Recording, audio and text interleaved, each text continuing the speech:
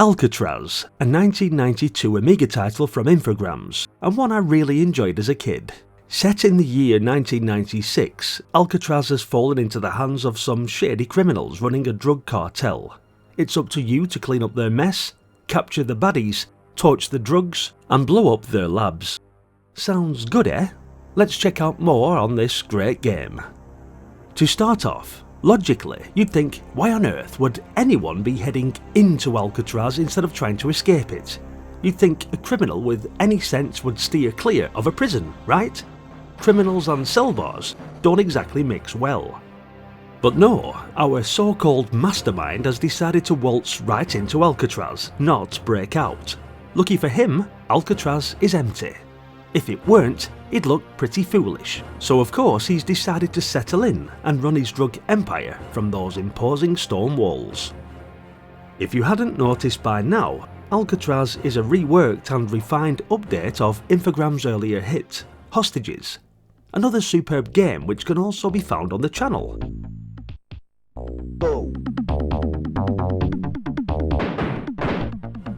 The original concept of hostage rescue is still here with Alcatraz, but Infogrames has shifted the focus to a daring break-in mission. Gone is the typical sprint for freedom. Here, you're invited to infiltrate one of history's most infamous prisons.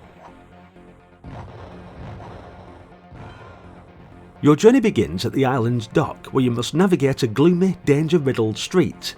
With a relentless 2-hour timer ticking away in the top corner of the screen, every second counts.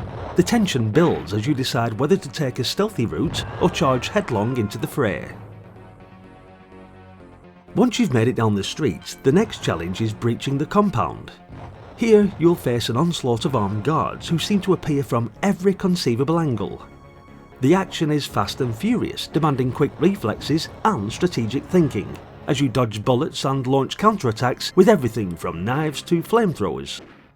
In this phase, you need to secure vital evidence, whether it's rummaging through a decrepit barracks or planting time bombs in a deserted factory turned stash house. Every move is packed with adrenaline.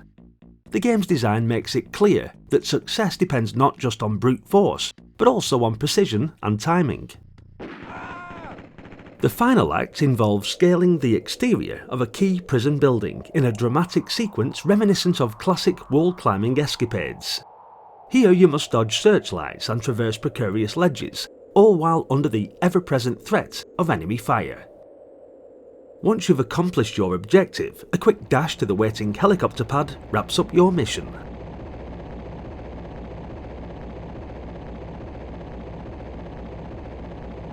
Alcatraz truly comes into its own when played in split-screen mode, where you can team up with a friend as both Bird and Fist, or if you're flying solo, control both characters by simply swapping between them. Although this switching mechanism, tapping a key to alternate control, might initially feel a bit clunky, it ultimately adds an extra layer of strategic depth. When one hero finds cover, the other can charge ahead, making every level a blend of coordinated teamwork and frantic solo action. The split-screen format does more than just split the visuals, it divides the responsibilities too. Each character can seek out strategic hiding spots to evade enemy fire, setting the stage for moments of calculated pause amidst the chaos. And while the solo mode's dual control can sometimes become a tad tedious, the pure joy of sharing the experience with a friend more than makes up for it.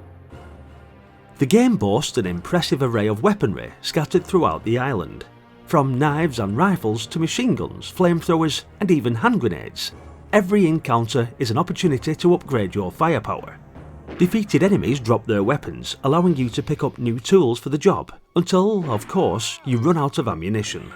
Among these, the flamethrower stands out as an absolute showstopper, capable of clearing entire screens of enemies in one fiery sweep.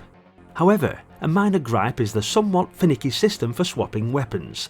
You must be in a safe, hidden spot to change your loadout, which can occasionally disrupt the flow of the action. Graphically, Alcatraz is a treat.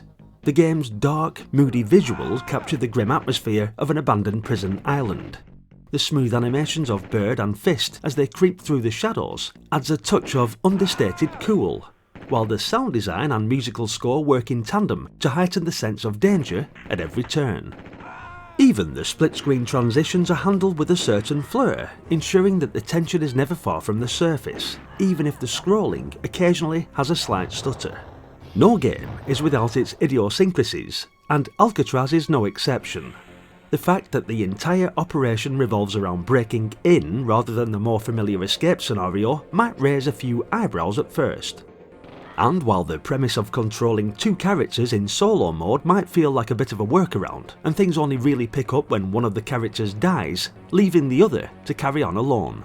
The occasional frustration with weapon swapping and the predictable enemy patterns are also minor blemishes on an otherwise inventive and engaging title. If you liked hostages, then Alcatraz will definitely be worth a look. Get it fired up on your Commodore Amiga and give it a whirl.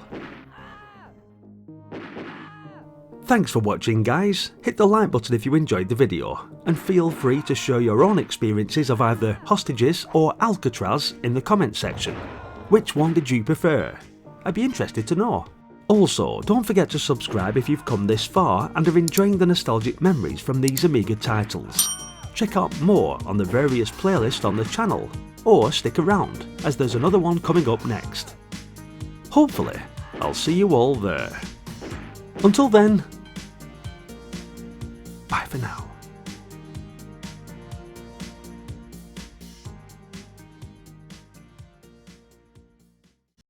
Thank you to the following Patreons for your continued support, and also those who joined the YouTube membership. You guys really are the lifeblood for the channel, and spur me on to continue making these nostalgic videos. Much love, and thank you once again. Stay retro.